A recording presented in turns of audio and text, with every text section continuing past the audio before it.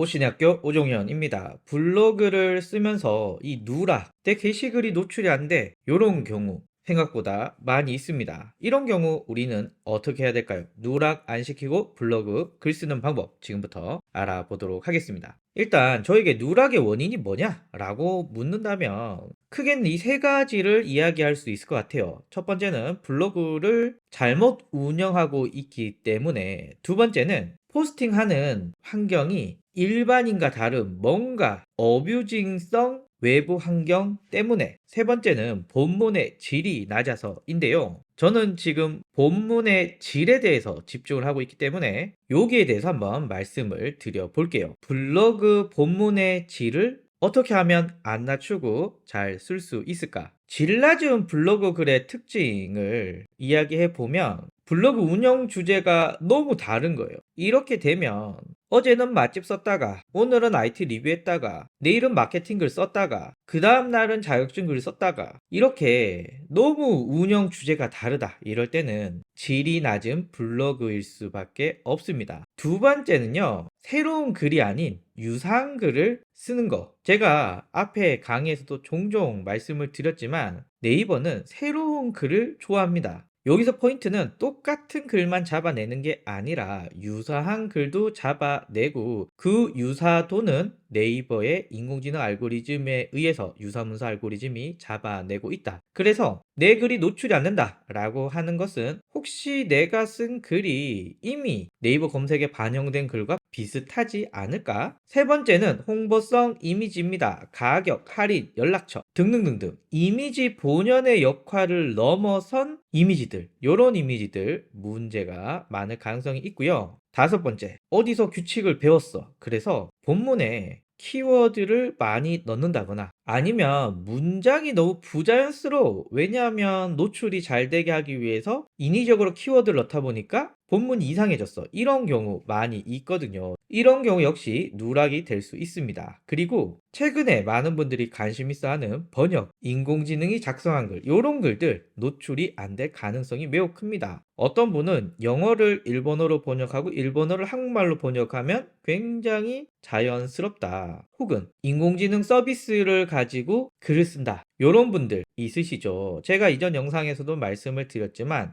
인공지능이 작성한 글은 노출이 안 될 가능성이 높다. 왜냐하면 검색 엔진이 목숨을 걸고 이걸 막고 있기 때문이다. 자, 그렇다면 하나씩 누락 안 시키고 블로그 글 쓰는 구체적인 방법들을 알아볼게요. 블로그 운영 주제와 크게 다른 글로 인해서 누락이 안 된다라는 것은, 여러분들이 주제와 관련도 높은 글을 작성하면 문제가 사라집니다. 그리고 여기서 주제가 비슷하다, 주제가 같은 카테고리 안에 있다 라고 하는 것은 타겟 키워드와 본문을 구성하는 여러 가지 키워드가 구성을 해 줍니다. 예를 들면 제가 마케팅이라고 하는 주제를 잡고 본문에 마케팅이라는 말이 없지만 내용이 SNS 광고, 키워드 광고, 페이스북 광고 이런 글들이 있다면 이 주제 역시도 마케팅이라는 큰 주제에 속할 수가 있다. 맛집이라고 하면 그게 데이트 코스가 될 수 있고요. 가족 외식이 될 수 있고요. 뭐 본문을 구성하는 키워드는 다를 수 있지만 전체적인 그 키워드들의 관련도를 보니 얘도 맛집으로 엮을 수 있다. 이런 식입니다. 그러니까 여러분들의 블로그 지수가 높아서 노출이 잘 된다 이러면은 뭐 크게 상관이 없지만, 그렇지 않은 경우에는 블로그를 처음 키우는 입장에서는 블로그 운영 주제를 같게 만들어주는 것 매우 중요합니다. 자, 두 번째, 새로운 글이 아닌 유사한 글 혹은 똑같은 글 때문에 누락이 되는 경우는 심플합니다. 직접 작성하면서 다양한 형태의 포스팅을 해라.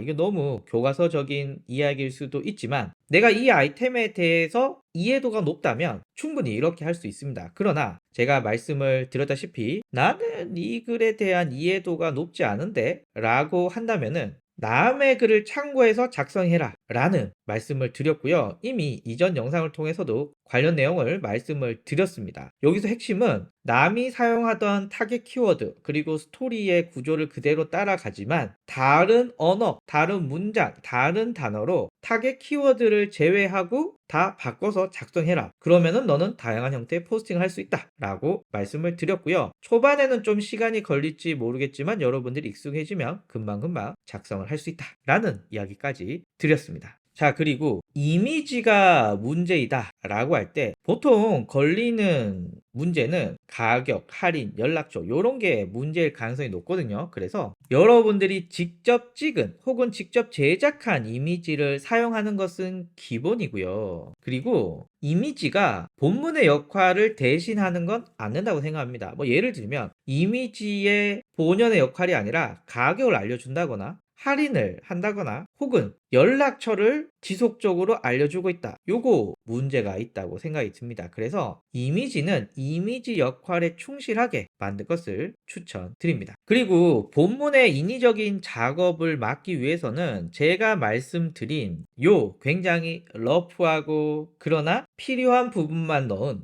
요 공식 제목에 타겟 키워드를 넣고 문장으로 구성하고 글자 수는 1000자에서 2000자 키워드는 1000자에서 2000자에서 한 3번 4번 정도만 반복하고 물론 늘어나도 되지만 최소한 요 정도는 지켜줘야 된다. 그리고 글자 수가 1000자에서 2000자일 때 이미지는 10장 내외로 넣어주시면 되고 글자 수가 많아지면 이미지는 늘어나고 글자 수가 줄어들면 이미지도 줄어든다. 키워드는 3번 4번 적었다고 한 번 2번이 안 되나요? 5, 6번이 안 되나요? 7, 8번이 안 되나요? 이렇게 물으시는 분들이 종종 있는데요. 크게 상관은 없지만 요 정도의 기준을 가지고 포스팅을 해라. 물론 약간 넘어간다거나 약간 줄어든다거나 가능하지만 요 정도의 기준을 가지고 있으면 크게 문제될 일 없다. 그래서 큰 틀 안에서 여러분들 자유자재로 마음껏 써주시면 된다. 자, 그리고 이런 키워드를 이렇게 넣었을 때 무조건 상위 노출된다. 요런 거 없습니다. 글자 수를 몇 자하고 키워드를 몇 자 놓고 이미지를 몇 자 놓고 이미지 안에 무슨 파일명을 이렇게 하고 이렇게 했을 때 상위 노출돼. 이런 거 없습니다. 그러니까 공식에 너무 스트레스 받지 마시고 요 정도만 하셔도 훌륭하다. 자, 그리고 요거 저도 이거 나왔을 때 너무 획기적이고 너무 좋아서 나 이거 해야지 라고 생각했는데